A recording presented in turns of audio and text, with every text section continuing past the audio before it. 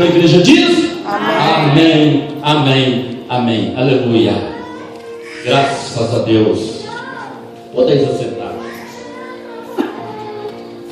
Enquanto você oferta, eu quero chamar aqui nesta noite o evangelista Cristiano. Ele vai estar trazendo a palavra aos nossos corações nesta noite. E você, igreja, abre o teu coração, porque Deus, Ele tem uma palavra para a tua vida, Ele tem uma palavra para o teu coração. Vem cá, evangelista Cristiano. Aleluia. O evangelista Cristiano vai estar ministrando a palavra, e logo após nós estaremos orando. Amém, gente? Nós estaremos fazendo atos proféticos. Então, abra o teu coração nesta noite. Amém?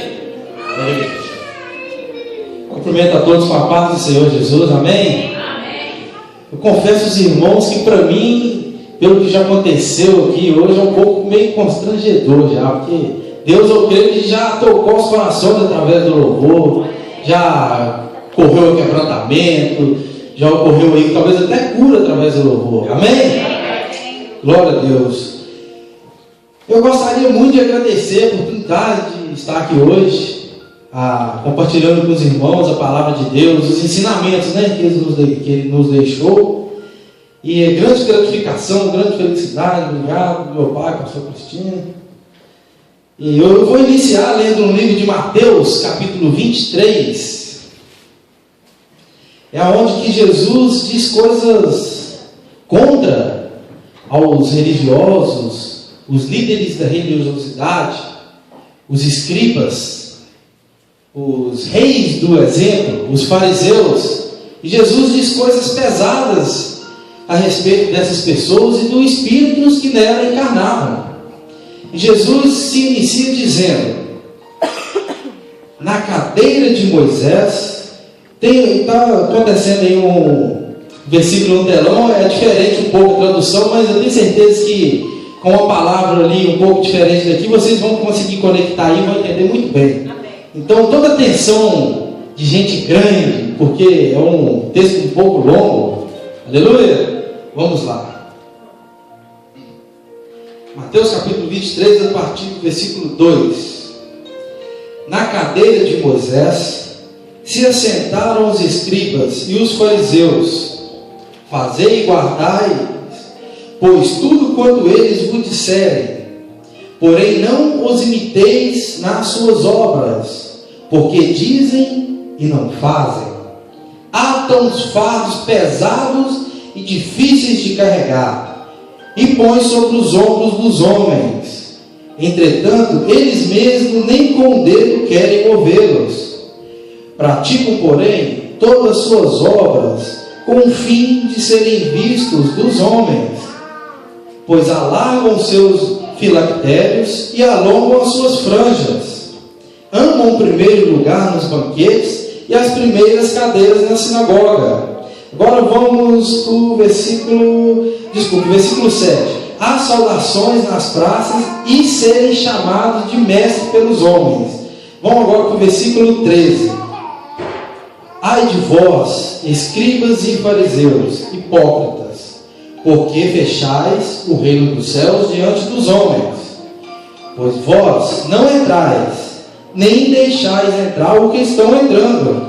Ai de vós, escribas e fariseus, hipócritas, porque devorais as casas das viúvas, e para justificar, fazeis longas orações, por isso sofrereis juízo muito mais severo.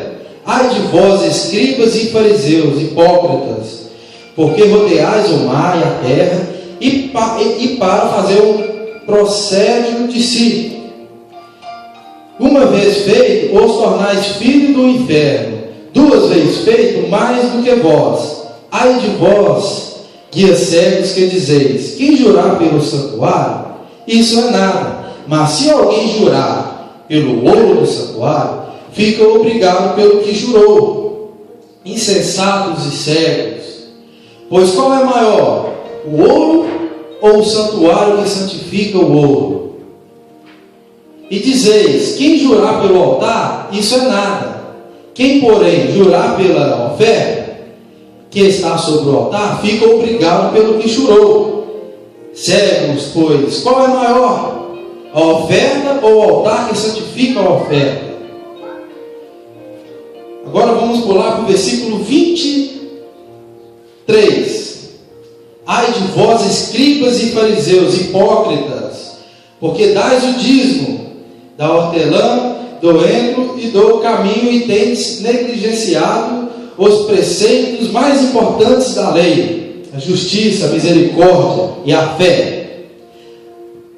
Vamos para o versículo 4, versículo 24, desculpa.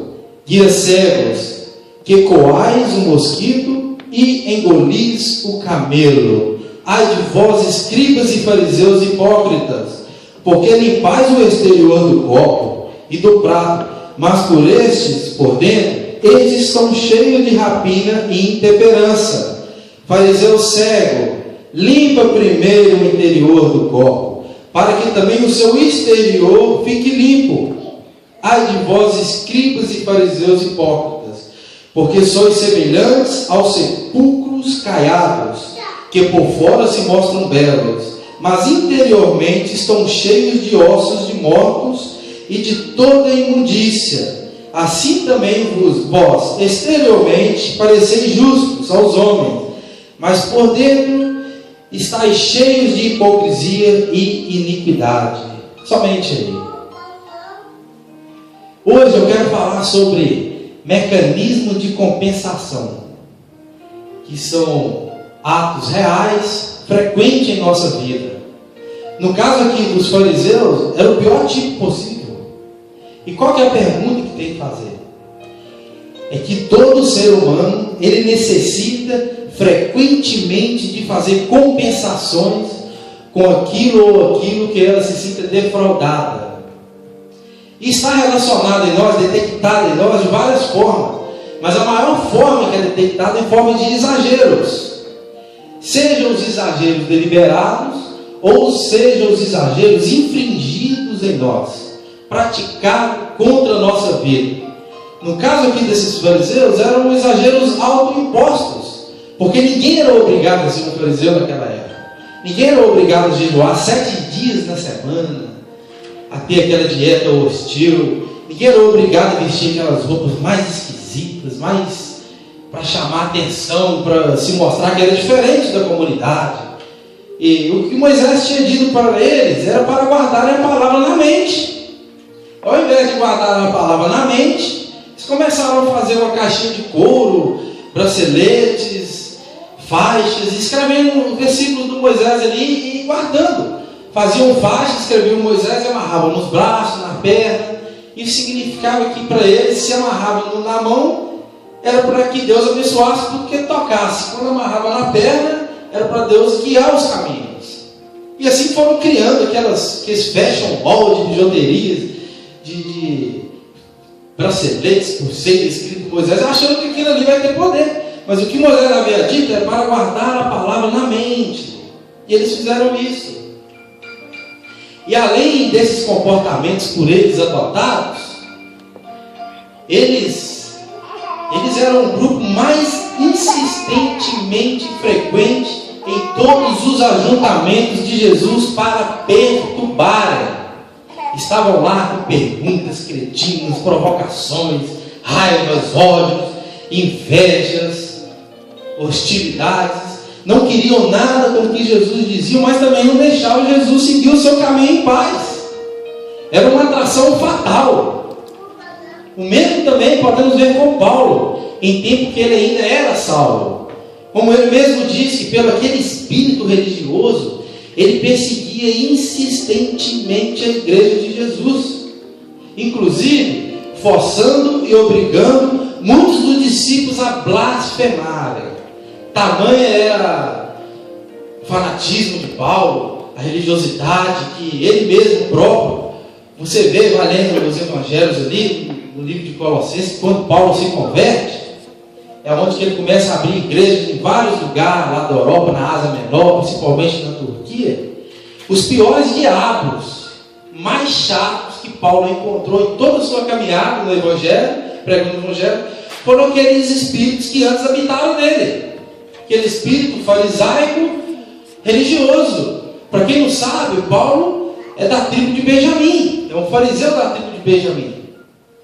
E quando Paulo se converte, que os irmãos que o julgavam depois que ele se converteu, ele veio a se dizer que essas pessoas, esses líderes que chegam dizendo não podes isso, não comas isso, não olhe para aquilo outro, não faça isso, tem uma aparência de sabedoria, mas não tem nenhum poder contra a sensualidade que brota no coração do ser humano. Como ele mesmo diz, que se o ser humano pensa, foca, insiste a se proibir de algo, a auto-se proibir de alguma coisa, seja ela qual for, mas por enquanto eu estou falando desse espírito religioso, farisaico, quanto mais você foca sua mente em algo que você não pode, mais ela vai dar um efeito revertido em sua mente, porque a mente ela não entende o sim nem o não. Então, se esse poder, quando você diz por fora que é uma coisa que você decidiu por fora, cuja lei é uma lei escrita, divina, sagrada, você tem medo dela, e cujo medo você a obedeça, quanto mais você pensa nisso, mais gerará em você um efeito oposto.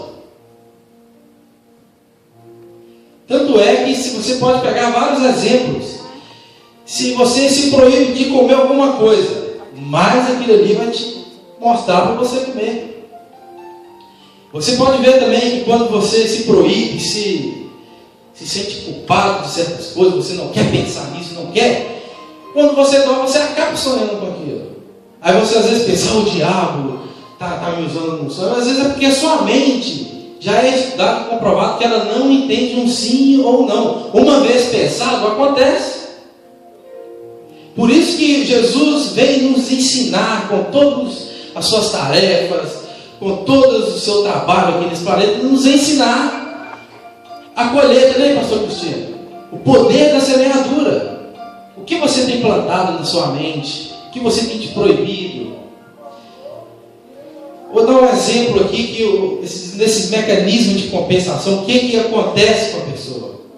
Um exemplo de um pai que antes de ser pai era criança, às vezes ia para a escola, tinha que caminhar 5 milhas ou quilômetros, ir correndo para a escola, e naquele estado difícil, tinha que escrever no mesmo caderno, na mesma folha, talvez durante semana, meses ou anos, escrevia hoje a matéria, chegava em casa, estudava, desmanchava tudo com a borracha para escrever o outro dia na matéria.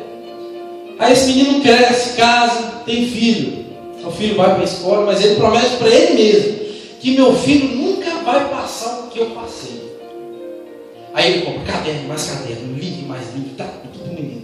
O menino não pode nem ali na esquina correndo, que já diz, meu filho está se esforçando demais, meu filho, vem cá que eu te levo.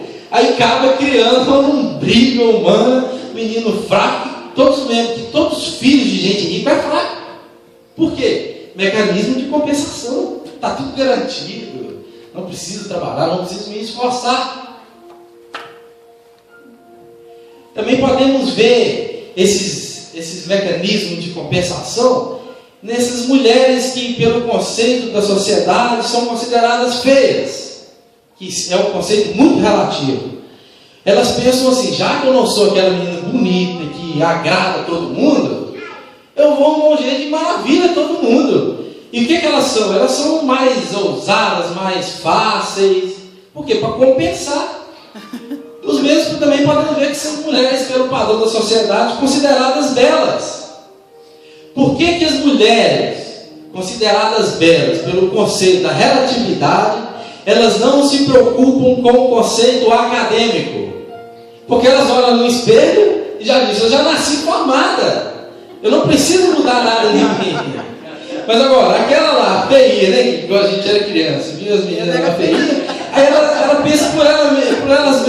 Eu tenho mais é que estudar e trabalhar e ter muito dinheiro mesmo, que é para botar isso para dentro, puxar isso para fora, esticar esse dedo, aumentar esse nariz. Mecanismo de compensação.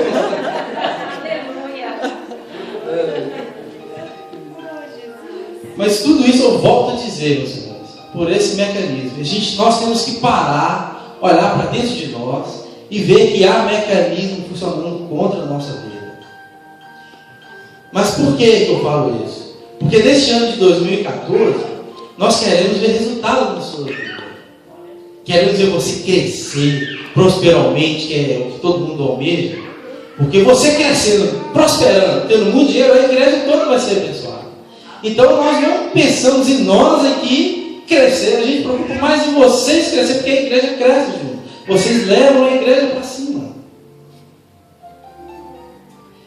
Também vemos que nesses espíritos farisaicos, religiosos, as pessoas se sentem muito culpadas. E um dos piores sentimentos de mecanismo de compensação, que é o pior e o mais perigoso, é o sentimento da culpa. Porque quando a pessoa se sente culpada, além da culpa ser um sentimento do passado que já aconteceu, a pessoa fica corroendo aquilo ali, e o sentimento de culpa, ele atua no seu cérebro de grande energia negativa. E uma energia negativa, uma vez pensada, acontece choques elétricos no seu cérebro que manda para todo o seu corpo. Então esse sentimento de culpa gera doenças, muitas vezes doenças psicológicas, mentais, e se mostra através do corpo da pessoa. O corpo não aguenta por esses pensamentos negativos.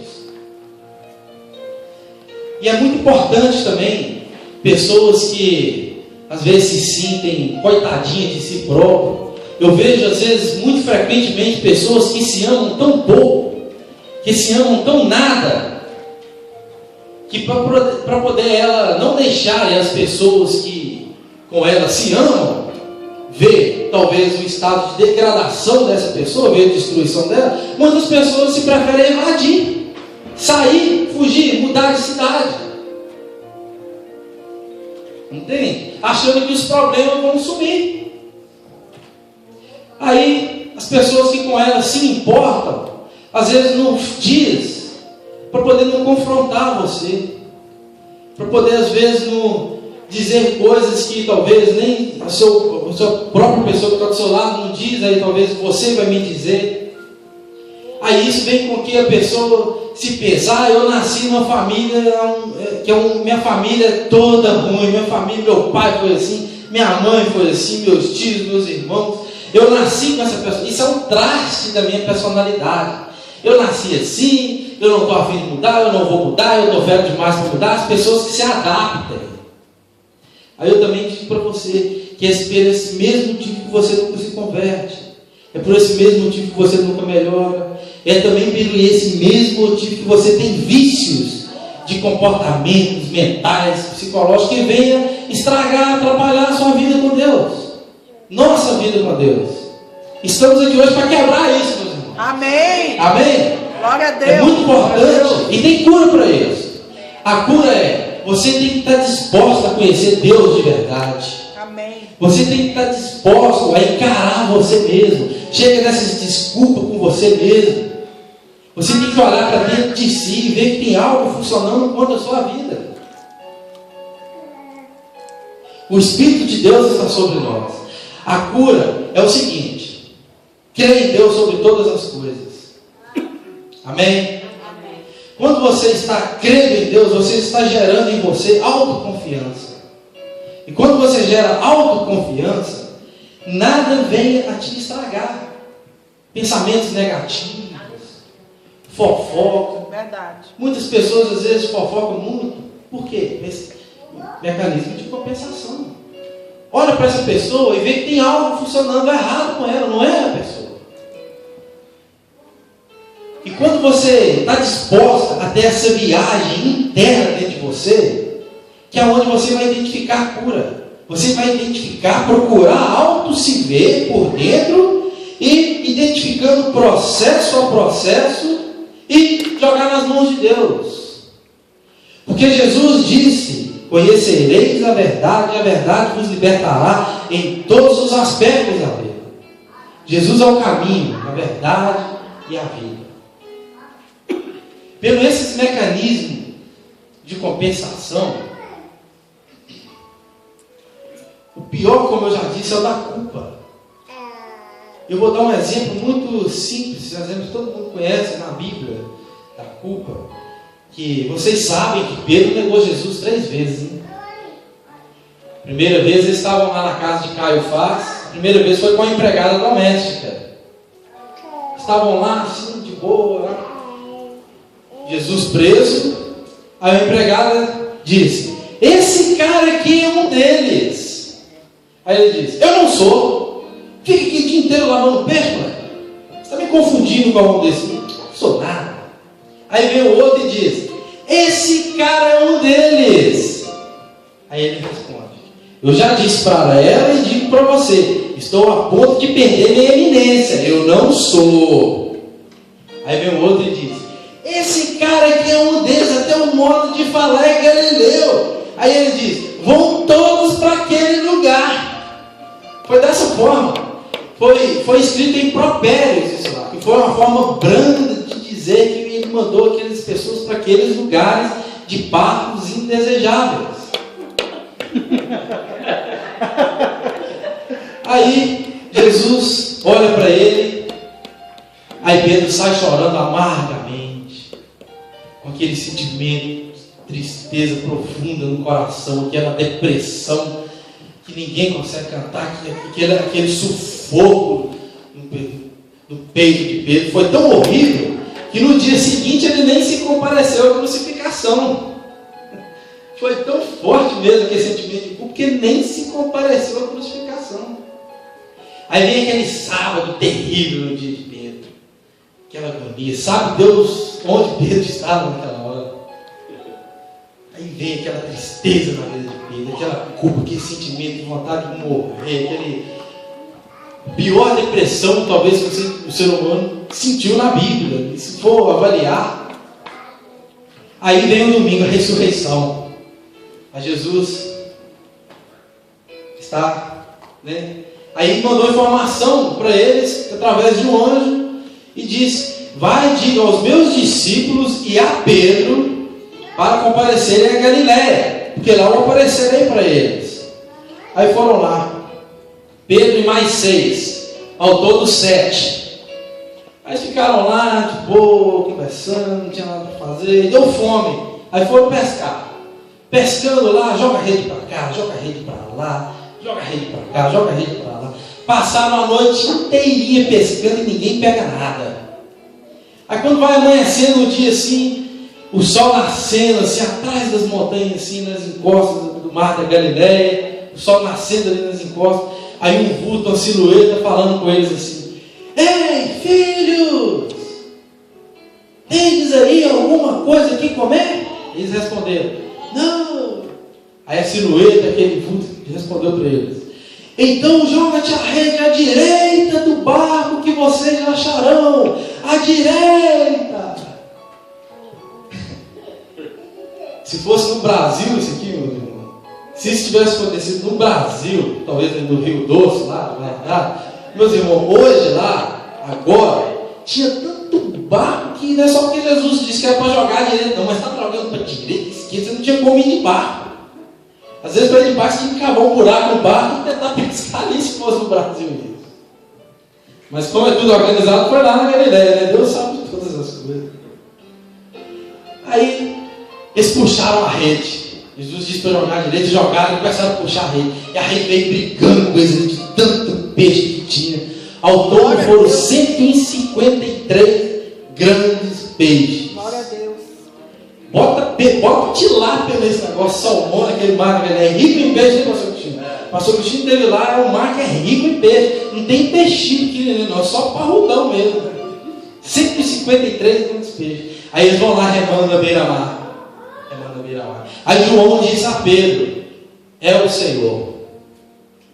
Pedro, escutando que era o Senhor, a Bíblia diz que ele estava nu, pelado. Porque naquela época não existia sunga. O cara nadar, ou ele estava de roupão, ou estava sem nada mesmo. Aí Pedro vai, sem nada, nadando por Jesus. Chegando na encosta, encontra Jesus, acocorado, baixinho, quietinho. Jesus diz a Pedro: traga-me algum dos peixes que acabaste de apanhar.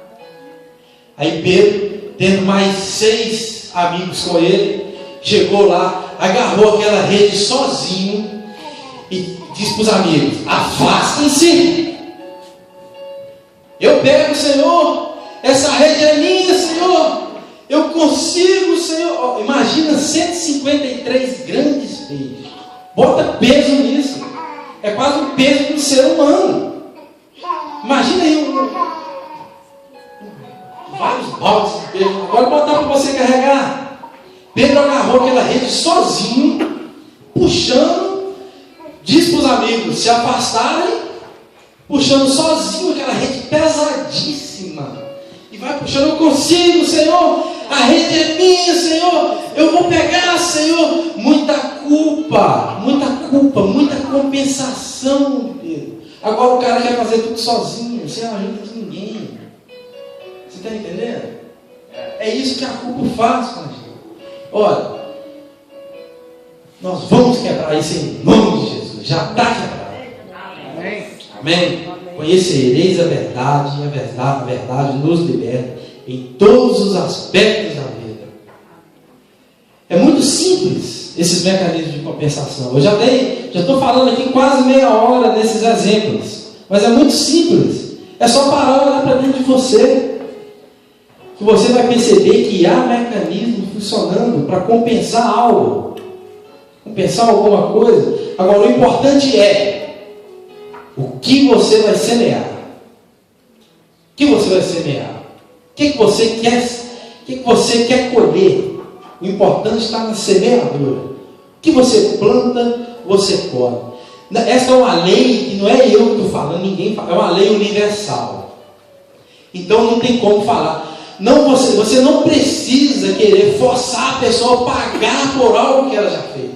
Porque você não precisa se preocupar que isso ali já se plantou, vai colher. Não tem essa, não tem outra coisa. Eu convido você hoje a olhar para dentro de si, a fazer uma autoanálise, perceber o que há de errado, qual caminho você tem seguido. Fala com Deus qual caminho de tortuosidade você tem andado na sua vida.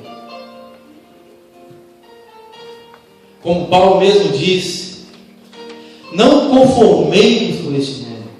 Na realidade mesmo, o que queria dizer? Não conformei-vos com quem vocês são. Porque o dia que eu me conformar com quem eu sou, vocês podem ter certeza que eu já estou começando a entrar para o caminho para a destruição, caminho da morte, caminho do inferno, porque a nossa carne é fraca. As carnes têm a tendência a fazer as piores compensações. O coração humano tem a tendência a fazer as piores compensações. É muito importante mesmo que nós temos fé. Como meu irmão Fabrício diz, o diácono Fabrício, vamos acreditar no que a gente vê. Lembra? Como é que é, Fabrício? Vê pela fé. Vê pela fé. Porque a fé, meus irmãos, você não precisa ver, né, meu Deus? Você tem, antes, sabe qual a maior descoberta do mundo? É que antes, que para poder fazer alguma coisa, tinha que sentir primeiro. Você já viu essas pessoas que gostam de sentir para fazer? Às vezes estão na igreja e falam assim, eu não senti um toque de Deus, não senti isso. Não é assim. Você tem que fazer as coisas, realizar para você sentir. Primeiro você cria. As pessoas querem primeiro ter emoção para depois criar. Está errado. Primeiro você cria e depois que vem a emoção. Amém? Amém. E quando vem a emoção, ela gera na realidade, ela realiza as nossas vidas. Eu convido você hoje mesmo assim, a olhar para dentro de você. Talvez você nunca fez uma autoanálise dentro de si, para ver que mecanismo tem compensado, você tem feito para compensar em sua vida. Convido você a ficar de pé agora. O louvor hoje foi muito bom. O louvor falou no meu coração de uma tal forma que quando eu toco aquela guitarra ali, meus irmãos, vocês me desculpem se está muito alto ali, coisa assim, mas quando eu sinto aquela unção assim que vem de Deus, parece que bate em nós aqui, aí vão para vocês. À medida que vai para vocês, volta na gente. Volta na Deus. Vem e vai. E assim vai crescendo esse poder em nós. É assim que nós juntos Vamos vencer todas as adversidades, todos esses mecanismos que estão operantes em você. Eu convido você a baixar a cabeça, vamos falar com Deus. Vamos fazer diferente hoje? Desculpa, vamos fazer diferente? Porque eu sei que não há ninguém aqui que faça os seus próprios mecanismos de compensação. Não há ninguém aqui que está fora disso, que esteja longe desse alcance. Eu convido você a vir aqui na frente, vamos orar junto, que vamos encostar um no outro, fazer essa corrente poderosa de pensamentos positivos para esse ano. Seja na sua vida familiar, seja na sua vida profissional, seja no seu ministério. Às vezes você quer algo, mas você procura e não sabe por que não acontece. Olha, existe tempo para todas as coisas neste mundo. Há tempo e modo para todas as coisas, pastor Cristino. No tempo de Deus, meus irmãos, não falha. Nós vamos fazer uma oração. O pastor Cristino vai estar impondo as mãos sobre você. O pastor Cristino vai estar declarando positividade, cura, libertação. Né, irmão Júnior? O Senhor vai fazer grandes, o Senhor já fez grandes coisas em nossa vida. E vai continuar fazendo. Você não vai sair daqui igual você entrou nessa noite. Eu tenho certeza, convicção, que Deus falou com você hoje. Começou com os louvores. Começou com os louvores. Vamos orar, meu irmão, vamos orar. Senhor Jesus, Pai eterno, Senhor, Príncipe da Paz, obrigado, meu Pai, por o Senhor morrer por nós ali, Senhor. Obrigado, Senhor, por o Senhor nos dar esse direito, meu Pai, de chegar no santo lugar, meu Pai, no santo do santo, Senhor.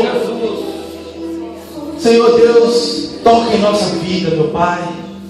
Abra nossa mente, Senhor.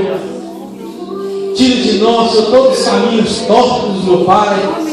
Tira de nós, Senhor, todo pensamento negativo, Senhor.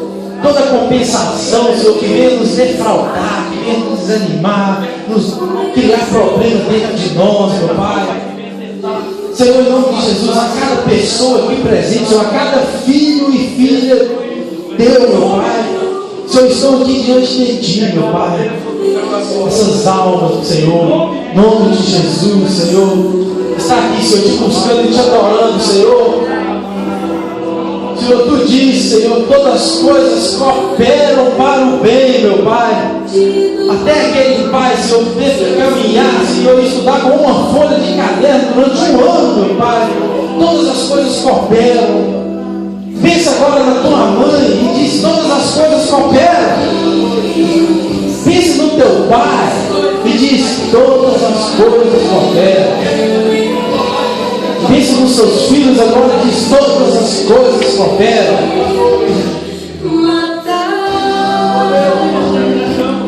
Meu Deus.